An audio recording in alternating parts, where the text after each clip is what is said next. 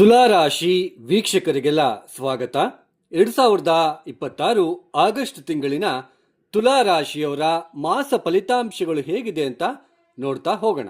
ಮೊದಲಿಗೆ ಈ ತಿಂಗಳಿನಲ್ಲಿ ಗ್ರಹ ಸಂಚಾರ, ಗ್ರಹ ಸ್ಥಿತಿಗತಿ ಈ ತರ ಇದೆ. ರಾಹು ಕುಂಭರಾಶಿಯಲ್ಲಿ ಸಂಚಾರ, ಶನಿ ವಕ್ರಗತಿಯಲ್ಲಿ ವಕ್ರಿಯಾಗಿ ಮೀನರಾಶಿಯಲ್ಲಿ ಸಂಚಾರವನ್ನ ಮಾಡ್ತಾ ಇದ್ದಾರೆ, ಕೇತು ಸಿಂಹ ರಾಶಿಯಲ್ಲಿ ಸಂಚಾರ, ಗುರು ಕರ್ಕಾಟಕ ರಾಶಿಯಲ್ಲಿ ಸಂಚಾರವನ್ನು ಮಾಡ್ತಾ ಇದ್ದಾರೆ. ಆದರೆ ಗುರು ಅಸ್ತಂಗತ ಆಗಿದ್ದಾರೆ. ಆದರೆ ಆಗಸ್ಟ್ ತಿಂಗಳಿನಲ್ಲಿ 12ನೇ ತಾರೀಕಿನಿಂದ ಅವರು ಅಸ್ತಂಗತ ತ್ಯಾಗವನ್ನು ಮಾಡ್ತಾ ಇದ್ದಾರೆ. ಇನ್ನು ಕುಜ ಈ ತಿಂಗಳು ಪೂರ್ತಿ ಕೂಡ ಮಿಥುನ ರಾಶಿಯಲ್ಲಿ ಸಂಚಾರ, ಬುಧ ಆಗಸ್ಟ್ 5ನೇ ತಾರೀಕಿನ ತನಕ ಮಿಥುನ ರಾಶಿಯಲ್ಲಿ ಸಂಚಾರ, ನಂತರ ಕರ್ಕಾಟಕ ರಾಶಿಗೆ ಪ್ರವೇಶವನ್ನು ಮಾಡ್ತಾರೆ. ಆಗಸ್ಟ್ 22ನೇ ತಾರೀಕು ಮತ್ತೆ ಸಿಂಹ ರಾಶಿಗೆ ಪ್ರವೇಶವನ್ನು ಮಾಡ್ತಾರೆ. ಇನ್ನು ಸೂರ್ಯ ಆಗಸ್ಟ್ 17ನೇ ತಾರೀಕಿನ ತನಕ ಕರ್ಕಾಟಕ ರಾಶಿಯಲ್ಲಿ ಸಂಚಾರ, ನಂತರ ಅವರು ಸಿಂಹ ರಾಶಿ ಸುಕ್ಷೇತ್ರಕ್ಕೆ ಪ್ರವೇಶವನ್ನು ಮಾಡ್ತಾರೆ.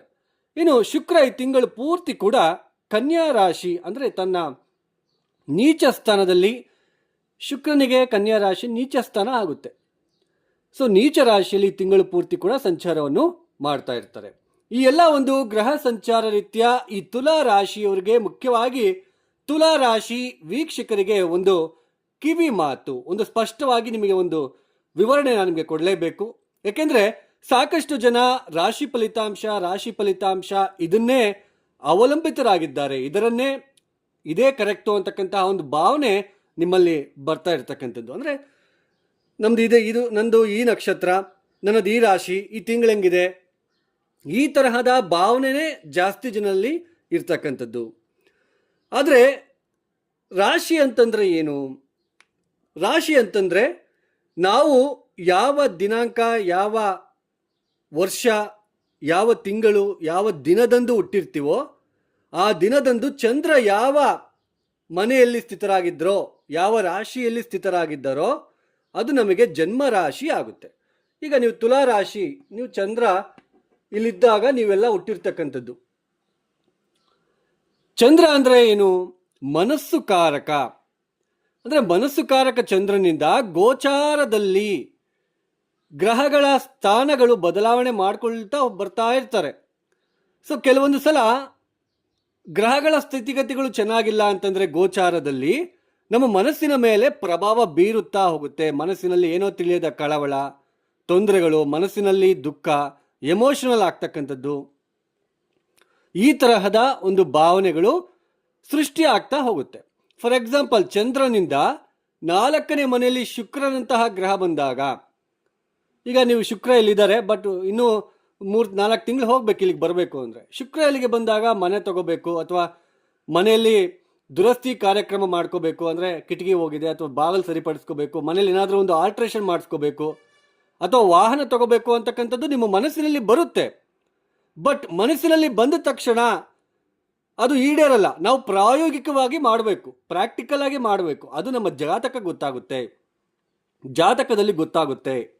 ಸೊ ರಾಶಿ ಫಲಿತಾಂಶ ಅನ್ನೋದು ನಮ್ಮ ಮನಸ್ಸಿನ ಮೇಲೆ ಉಂಟಾಗ್ತಕ್ಕಂತಹ ಬದಲಾವಣೆ ಹೊರತು ಪ್ರಾಯೋಗಿಕವಾಗಿ ನಮಗೆ, ಈಗ ಮನಸ್ಸಿನಲ್ಲಿ ನಮಗೆ ಸಾವಿರಾರು ಆಸೆ ಆಕಾಂಕ್ಷೆಗಳು ಇರುತ್ತೆ, ಆದರೆ ಅದನ್ನ ಪ್ರಾಯೋಗಿಕವಾಗಿ ನಾವು ಮಾಡ್ತೀವಾ ಇಲ್ವಾ ಅನ್ನೋದು ನಮ್ಮ ಜಾತಕ ಹೇಳುತ್ತೆ. ಇದನ್ನ ಅರ್ಥ ಮಾಡ್ಕೋಬೇಕು. ಅದು ಅಲ್ಲದೆ ಒಂದೊಂದು ರಾಶಿಯಲ್ಲಿ ಲಕ್ಷಾನುಗಟ್ಟಲೆ ಹುಟ್ಟಿರ್ತಾರೆ. ಹಾಗೆ ಈ ತಿಂಗಳು ಈ ರಾಶಿಯವರಿಗೆ ಗಜಕೇಸರಿ ಯೋಗ, ಬುಧಾದಿತ್ಯ ಯೋಗ, ಮಾಲವ್ಯ ಯೋಗ, ರೋಚಕ ಯೋಗ, ಪಂಚಮಹಾಪುರುಷ ಯೋಗ, ಶಶಯೋಗ ಅಂತ ನೀವು ತಮ್ಮನಲ್ಲಿ ನೋಡ್ತಾ ಇರ್ತೀರ, ವಿಪರೀತ ರಾಜಯೋಗ, ಈ ತರ ಅದ್ಯಾವುದೂ ಕೂಡ ಗೋಚಾರದಲ್ಲಿ ವರ್ತಿಸುವುದಿಲ್ಲ. ಕೇವಲ ನಮ್ಮ ಮನಸ್ಸಿನಲ್ಲಿ ಉಂಟಾಗ್ತಕ್ಕಂತಹ ಭಾವನೆಗಳು ಅಥವಾ ಬದಲಾವಣೆಗಳನ್ನ ಮಾತ್ರ ಹೇಳುತ್ತೆ ರಾಶಿ ಫಲಿತಾಂಶ. ಇದನ್ನ ನೀವು ಅರ್ಥ ಮಾಡ್ಕೋಬೇಕು. ಈಗ ನಿಮ್ಮ ದಶಾಭಕ್ತಿ ಚೆನ್ನಾಗಿಲ್ಲ ಅಂತಂದ್ರೆ ಅವಾಗ ನೀವೇನ್ ಅಂದ್ಕೊಳ್ತೀರಾ, ನಿಮ್ಮ ಮನಸ್ಸಿನಲ್ಲಿ ಏನೋ ತೊಂದರೆಗಳಾಗ್ತಾ ಇರುತ್ತೆ ಇಲ್ಲಿ ಗೋಚಾರದಲ್ಲಿ. ಅವಾಗ ಇವ್ರು ಹೇಳಿದ್ ಕರೆಕ್ಟು ಅಂತ ಭಾವನೆ ಬರುತ್ತೆ. ನಿಮ್ಮ ದಶಾಭಕ್ತಿ ಚೆನ್ನಾಗಿದ್ರೆ ಇದ್ಯಾವುದು ನಿಮಗೆ ಅನ್ವಯಿಸುವುದಿಲ್ಲ.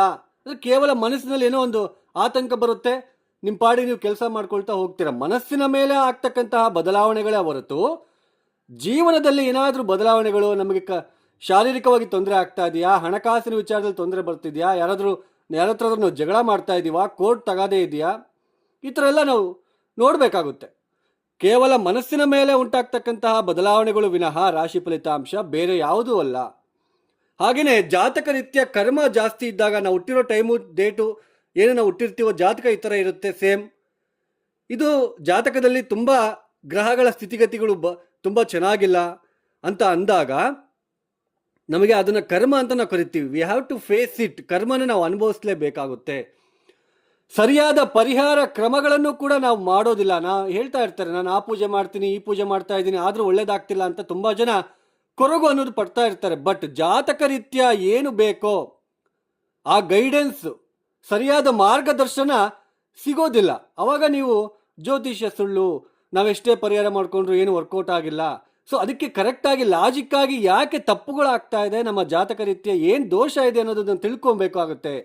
ಅದನ್ನು ತಿಳ್ಕೊಳ್ದೇ ನಾವು ಮೂಢನಂಬಿಕೆಯನ್ನು ಬೆಳೆಸ್ಕೊಂಡು ಸುಮ್ಮನೆ ಹೋಗ್ತಕ್ಕಂಥದ್ದು ತಪ್ಪು ಆಗ್ತಕ್ಕಂಥದ್ದು ಇರುತ್ತೆ. ದಯವಿಟ್ಟು ಅರ್ಥ ಮಾಡ್ಕೊಳ್ಳೋದಕ್ಕೆ ಪ್ರಯತ್ನ ಪಡಿ. ನಿಮಗೆ ಅರ್ಥ ಮಾಡಿಸುವ ಉದ್ದೇಶ ಆಗಿರುತ್ತೆ ವಿನಃ ಕೊರಿತಾ ಇದ್ದೀನಿ ಅಥವಾ ಆ ಥರ ಅನ್ಕೋಬೇಡಿ. ನಿಮಗೇನು ಬೇಕು, ಈ ತಿಂಗಳು ಹಿಂಗಾಗ್ಬಿಡುತ್ತೆ ಅಂತ ಹೇಳಬೇಕಷ್ಟೇ. ಈ ತಿಂಗಳು ನಿಮಗೆ ಉದ್ಯೋಗ ಸಿಗುತ್ತೆ, ಸರ್ಕಾರಿ ಕೆಲಸ ಸಿಗುತ್ತೆ, ಈ ಥರ ಹೇಳ್ಬಿಡ್ಬೇಕು. ಸರ್ಕಾರಿ ಕೆಲಸ ನಿಮಗೆ ರಾಶಿ ಫಲಿತಾಂಶದಲ್ಲಿ ಗೊತ್ತಾಗಲ್ಲ ರೀ. ದಯವಿಟ್ಟು ಅರ್ಥ ಮಾಡ್ಕೊಳ್ಳಿ. ಸೊ ಅರ್ಥ ಮಾಡ್ಕೊಂಡ್ರೆ ನಿಮಗೆ ಗೊತ್ತಾಗುತ್ತೆ. ಈಗ ಬನ್ನಿ, ಈ ತುಲಾ ರಾಶಿಯವರಿಗೆ ಈ ಆಗಸ್ಟ್ ತಿಂಗಳಿನಲ್ಲಿ ಮುಖ್ಯವಾಗಿ ನಿಮ್ಮ ರಾಶ್ಯಾಧಿಪತಿ ಯಾರು? ನಿಮ್ಮ ರಾಶ್ಯಾಧಿಪತಿ ಶುಕ್ರ ಆಗ್ತಾರೆ. ಶುಕ್ರ 12ನೇ ಮನೆಯಲ್ಲಿ ನೀಚ ಸ್ಥಾನದಲ್ಲಿ ಸಂಚಾರವನ್ನು ಮಾಡ್ತಾ ಇರೋದ್ರಿಂದ ಸಾಮಾನ್ಯವಾಗಿ ಶುಕ್ರ ಗೋಚಾರದಲ್ಲಿ ಚಂದ್ರನಿರುವ ಸ್ಥಾನದಿಂದ ವ್ಯಯಸ್ಥಾನದಲ್ಲಿ ಸಂಚಾರ ಮಾಡಬೇಕಾದ್ರೆ ಶುಕ್ರ ಒಳ್ಳೆ ಫಲಿತಾಂಶ ಕೊಡ್ತಾನೆ, ಇಲ್ಲ ಅಂತ ಹೇಳಲ್ಲ. ಆದರೆ ಇಲ್ಲಿ ನೀಚನಾಗಿರೋದ್ರಿಂದ ಈ ಪ್ರಯಾಣ ಮಾಡುವ ಸಂದರ್ಭದಲ್ಲಿ ಸ್ವಲ್ಪ ಆಯಾಸ, ಸುಸ್ತು ಅಂತ ಅನಿಸ್ತಕ್ಕಂಥದ್ದು, ಹೆಚ್ಚು ಖರ್ಚುಗಳು ಆಗ್ತಕ್ಕಂಥದ್ದು. ಈಗ ಶುಕ್ರ ಅಂದರೆ ಲಕ್ಸುರಿ ಕಾರಕ. ಒಳ್ಳೆ ಸ್ಯಾರಿ, ಒಳ್ಳೆ ಉಡುಗೆ, ಒಳ್ಳೆ ಪರ್ಫ್ಯೂಮ್ ಆಗಿರ್ಬೋದು, ಒಳ್ಳೆ ವೆಹಿಕಲ್ಲು, ಒಳ್ಳೆ ಮನೆ. ಸೊ ಇಲ್ಲಿ ಈ ಸೆಕ್ಟರಲ್ಲಿ ನಾವು ಎಲ್ಲೋ ಒಂದು ಕಡೆ ಒಂದು ಸ್ಯಾರಿ ತೊಗೊಳಕ್ಕೆ ಹೋಗ್ತಾರೆ, ಅದು ಜಸ್ಟು 1,000 2,000 ಹೇಳುತ್ತೆ, ಬಟ್ ಅದಕ್ಕೆ 4,000 ಇಟ್ಟು ಬರ್ತೀರ. ಅಂದರೆ ಜಾಸ್ತಿ ಇಟ್ಬಿಟ್ನಲ್ಲ, ದುಡ್ಡು ಜಾಸ್ತಿ ಕೊಟ್ಟೆ ಅಂತ ಅನಿಸ್ತಾ ಇರುತ್ತೆ ನಿಮಗೆ. ಅಂದರೆ ಶುಕ್ರ ನೀಚ ಸ್ಥಾನದಲ್ಲಿ ಇರೋದ್ರಿಂದ ಸ್ವಲ್ಪ ಸ್ಟ್ರೆಸ್ ಆಗ್ತಾ ಇರುತ್ತೆ. ಪ್ರಯಾಣದಲ್ಲಿ ಆಲಸ್ಯ ಆಗಿರ್ಬೋದು ಅಥವಾ ಸ್ಟ್ರೆಸ್, ಒತ್ತಡಗಳನ್ನು ನೋಡ್ತಕ್ಕಂಥದ್ದು, ಹಾಗೆಯೇ ಖರ್ಚುಗಳು ವಿಪರೀತ ಅಂತ ಅನಿಸ್ತಕ್ಕಂಥದ್ದು. ಹಾಗೆಯೇ ಶುಗರ್ ವ್ಯಾಧಿ, ಲೋ ಬಿ ಪಿ ಇರ್ತಕ್ಕಂಥವ್ರು ಸ್ವಲ್ಪ ಹುಷಾರಾಗಿರಬೇಕು. ಯಾಕೆಂದರೆ ಶುಕ್ರ ಇಲ್ಲಿದ್ದಾರೆ. ನೇರ ದೃಷ್ಟಿ ಶನಿ ವಕ್ರಿ. ನಿಮ್ಮ ಜನ್ಮ ರಾಶಿಯಿಂದ 1 2 3 4 5 6 6ನೇ ಮನೆಯಲ್ಲಿ ಶನಿ ಇದ್ದಾರೆ. ಆ್ಯಕ್ಚುಲಿ ಶನಿ ಸ್ವಾಭಾವಿಕವಾಗಿ ಪಾಪಗ್ರಹ ಆಗುತ್ತಾರೆ. ಶನಿ 6ನೇ ಮನೆ ಇರ್ತಕ್ಕಂಥದ್ದು ಒಳ್ಳೆಯದೇ. 6ನೇ ಮನೆ ಏನು ಹೇಳುತ್ತೆ? ದಿನನಿತ್ಯದ ಜೀವನದಲ್ಲಿ ಬರುವ ಸವಾಲುಗಳು, ಅದು ಬೆಳಗ್ಗೆಯಿಂದ ಸಾಯಂಕಾಲದ ತನಕ ಆಫೀಸ್ ಕೆಲಸ ಆಗಿರ್ಬೋದು, ಹೆಣ್ಮಕ್ಳಿಗೆ ಮನೆ ಕೆಲಸ ಆಗಿರ್ಬೋದು, ಅಥವಾ ಚಿಕ್ಕ ಪುಟ್ಟ ಈ ನೆಗಡಿ ಕೆಮ್ಮು ಬಂದಾಗ ಅವತ್ತು ಪೂರ್ತಿ ತಡ್ಕೊಳಕ್ಕಾಗಲ್ಲ. ದಿನನಿತ್ಯದ ಜೀವನದಲ್ಲಿ ಬರ್ತಕ್ಕಂಥ ಸವಾಲುಗಳು. 6ನೇ ಮನೆ ಅಂದರೆ ಚಿಕ್ಕ ಚಿಕ್ಕ ಕಾಯಿಲೆಗಳು, ಈ BP ಹೆಚ್ಚಾಗೋದು, ಅಥವಾ ಕಫ ಬರೋದು, ಕಾಫ್ ಆ್ಯಂಡ್ ಕೋಲ್ಡ್ ಆಗೋದು, ಮೇಕೆ ನೋವು, ಈ ಥರ ಎಲ್ಲ. ಮತ್ತು ಆಮೇಲೆ ಉದ್ಯೋಗದ ಜೀವನದಲ್ಲಿ ಬೆಳಗ್ಗೆನ ಸಾಯಂಕಾಲದ ತನಕ ನೀವೇನು ಕೆಲಸ ಕಾರ್ಯಗಳನ್ನು ಮಾಡ್ತಾ ಇದ್ದೀರಾ ಆ ಜೀವನ. ಆಮೇಲೆ ಪಂಚಮಾಧಿಪತಿ ಆಗಿರೋದ್ರಿಂದ 6ನೇ ಮನೆ ಇರೋದ್ರಿಂದ ಸಂತಾನದ ಒಂದು ವಿಚಾರ, ಇದೆಲ್ಲನೂ ಕೂಡ ನಾವು ನೋಡಬೇಕಾಗುತ್ತೆ. ಆಮೇಲೆ ರೋಗ, ಋಣ, ಶತ್ರುಗಳ ಸ್ಥಾನ ಅಂತಲೂ ನಾವು ಕರಿತೀವಿ. ಈ ಸಮಯದಲ್ಲಿ ಶನಿ ಸ್ವಾಭಾವಿಕವಾಗಿ 6ನೇ ಮನೆಗೆ ಬಂದಾಗ ಸ್ವಲ್ಪ ಒಳ್ಳೆ ಫಲಿತಾಂಶಗಳನ್ನು ಕೊಡ್ತಾರೆ. ಆದರೆ ವಕ್ರಿ ಆಗಿದ್ದಾರೆ. ಶನಿ ವಕ್ರಿ ಆಗಿಲ್ಲ, ಫಾರ್ವರ್ಡ್ ಮೋಷನಲ್ಲಿ ನಿಧಾನವಾಗಿ ಮುಂದಕ್ಕೆ ಚಲಿಸ್ತಾ ಇರಬೇಕಾದ್ರೆ ಸ್ವಲ್ಪ ನಿಮಗೆ ತಾಳ್ಮೆ ಅನ್ನೋದಿರುತ್ತೆ. ಇಲ್ಲ, ಅದೇ ಯಾವುದಾದ್ರೂ ಒಂದು ಪ್ರಾಪರ್ಟಿ ಏನಾದರೂ ಲಿಟಿಗೇಷನ್ಸ್ ಆಗ್ತಾ ಇದ್ರೆ ತಾಳ್ಮೆಯಿಂದ ಇರ್ತೀರ. ಹೌದು, ಕೆಲಸ ಇವತ್ತಲ್ಲ ನಾಳೆ ಆಗುತ್ತೆ ಅನ್ನೋದು ತಾಳ್ಮೆಯಿಂದ ಇರುತ್ತೆ. ಬಟ್ ವಕ್ರಿ ಆಗಿರೋದ್ರಿಂದ ಇಲ್ಲಪ್ಪ ಬೇಗ ಮಾಡ್ಕೊಂಡ್ಬಿಡ್ಬೇಕು ಈ ಕೆಲಸಗಳನ್ನು, ಇದೇನೋ ನೋಡೇ ಬಿಡೋಣ, ಇದನ್ನು ಕರೆಕ್ಟಾಗಿ ಮುಗಿಸ್ಕೊಂಡ್ಬಿಡ್ಬೇಕು, ಅದು ಯಾರ ಹತ್ರ ಆದರೂ ಕರೆಕ್ಟಾಗಿರೋ ವ್ಯಕ್ತಿಗಳನ್ನ ಇಟ್ಕೋಬೇಕು, ಅಥವಾ ಈ ದಿನನಿತ್ಯ ಏನಾದರೂ ಒಂದು ಆರೋಗ್ಯದಲ್ಲಿ ವ್ಯತ್ಯಾಸ ಆಗ್ತಾ ಇರುತ್ತೆ, ಇದು ಏನಾಗಿದೆ ಒಂದ್ಸಲ ಡಾಕ್ಟ್ರ್ ಹತ್ರ ಹೋಗ್ಬಿಡೋಣ, ಇಷ್ಟು ದಿನ ಸುಮ್ಮನೆ ನಿಧಾನ ಮಾಡ್ಕೊಂಡ್ಬಿಟ್ಟೆ ಅಂತ ಈ ಥರ ಬರ್ತಾ ಹೋಗುತ್ತೆ ಮನಸ್ಸಿನಲ್ಲಿ. ಅಥವಾ ಯಾರಾದರೂ ನಿಮಗೆ ತೊಂದರೆ ಮಾಡ್ತಾ ಇರ್ತಾರೆ. ಸೊ ಇವಾಗ ಅಂದರೆ ನೀವು ಅದನ್ನು ಇತ್ಯರ್ಥ ಮಾಡ್ಕೊಂಡ್ಬಿಡ್ತೀರ. ಅಂದರೆ ನಾನಾ ಅನ್ನೋ ಥರನೇ ಹೋಗ್ಬಿಡ್ತೀರ ಈ ಸಮಯದಲ್ಲಿ. ಏನು ನಿನ್ನ ಸಮಸ್ಯೆ ಅಂತ ಹೇಳಿಬಿಟ್ಟು ಹೋಗಿ ಕೇಳ್ತಕ್ಕಂಥದ್ದು ಇರುತ್ತೆ. ಶನಿ ವಕ್ರೆ ಆಗಿಲ್ಲ ಅಂದರೆ ಪರವಾಗಿಲ್ಲ, ನಿಧಾನಕ್ಕೆ ಆಗಲಿ, ಅದೇನಾಗುತ್ತೋ ನೋಡೋಣ, ನಿಧಾನಕ್ಕೆ ಆಗಲಿ, ದೇವರಿದ್ದಾನೆ ಅಂತ ಅಂದ್ಕೊಳ್ತೀರಾ. ಬಟ್ ಇಲ್ಲಿ ವಕ್ರೆ ಆಗಿರೋದ್ರಿಂದ ನೋಡೋಣ ನಡಿಯಪ್ಪ, ಅದು ಏನಾಗುತ್ತೋ ನೋಡೇ ಬೇಡೋಣ, ಈ ತರಹದ ಸ್ಥಿತಿಗತಿಗಳು. ಈ ಸಮಯದಲ್ಲಿ ಲೋನ್ ವಿಚಾರದಲ್ಲಿ ಸ್ವಲ್ಪ ಅವಸರ ಮಾಡ್ಕೋಬಾರ್ದು. ಲೋನ್ ವಿಚಾರದಲ್ಲಿ, ಆರೋಗ್ಯದ ವಿಚಾರದಲ್ಲಿ ಸ್ವಲ್ಪ ಕಾನ್ಸಂಟ್ರೇಷನ್ ಮಾಡಬೇಕಾಗುತ್ತೆ. ಸ್ವಲ್ಪ ಸುಸ್ತು, ಸ್ವಲ್ಪ ಇರಿಟೇಷನ್, ಒತ್ತಡ ಅಂತ ನಿಮಗೆ ಅನ್ನಿಸ್ತಾ ಇರುತ್ತೆ ಮನಸ್ಸಿನಲ್ಲಿ. ಆಮೇಲೆ ನಿಮಗೆ ಪಂಚಮಾಧಿಪತಿ ಆದ ಮೇಲೆ ವಕ್ರೆ ಆಗ್ತಾ ಇರೋದ್ರಿಂದ ಸಂತಾನದ ವಿಚಾರದಲ್ಲಿ ಖರ್ಚುಗಳು, ಸಂತಾನಕ್ಕೆ ಸಂಬಂಧಪಟ್ಟಿರ್ತಕ್ಕಂತಹ ವಿಚಾರದಲ್ಲಿ, ನಿಮ್ಮ ಮಕ್ಕಳ ವಿಚಾರದಲ್ಲಿ ಖರ್ಚುಗಳಾಗಿರ್ಬೋದು, ಅವರ ಓದಿನ ವಿಚಾರದಲ್ಲಿ, ಅಥವಾ ಅವರು ಸರಿಯಾಗಿ ಓದ್ತಾ ಇಲ್ಲ ಅಂತ ಹೇಳ್ಬಿಟ್ಟು ಅವ್ರ ಜೊತೆ ಮಾತು ಬಿಡೋದು, ಅಥವಾ ಅವ್ರ ಮೇಲೆ ಇರಿಟೇಷನ್ ಮಾಡ್ಕೊಳೋದು, ಇದೆಲ್ಲನೂ ಕೂಡ ನಿಮಗೆ ಬರ್ತಾ ಇರುತ್ತೆ. ಅವ್ರ ಬಗ್ಗೆ ಚಿಂತೆಗಳು ಕೂಡ ಮೂಡ್ತಾ ಇರುತ್ತೆ.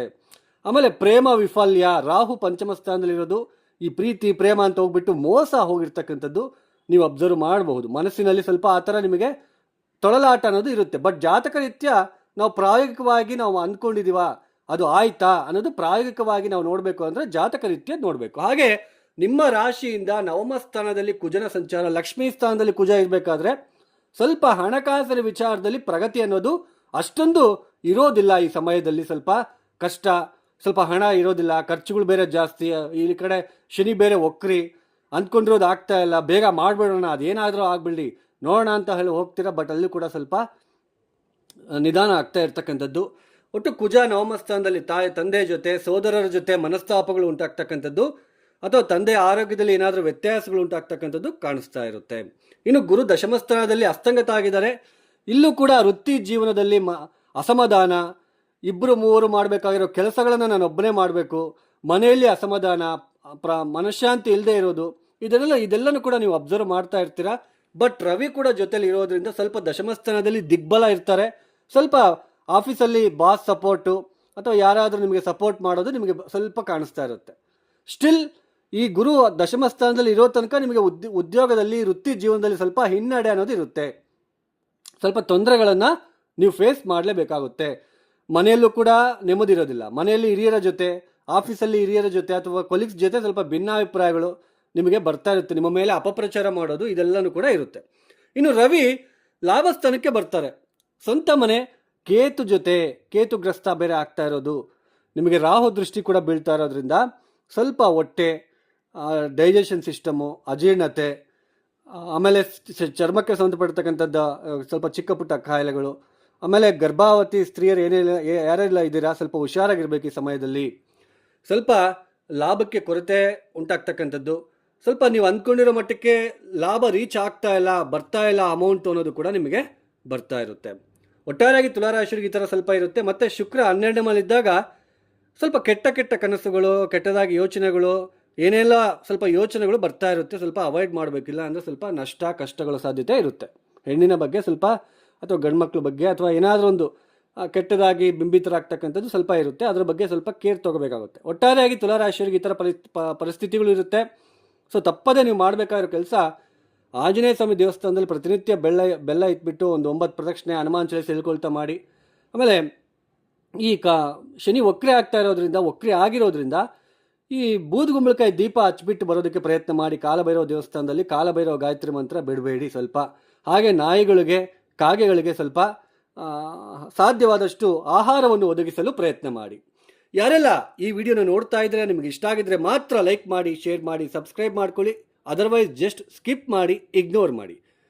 ಸರ್ವೇ ಜನೋ ಸುಖಿನೋ ಭವಂತು. ಧನ್ಯವಾದಗಳು. ಜೈ ಶ್ರೀರಾಮ್.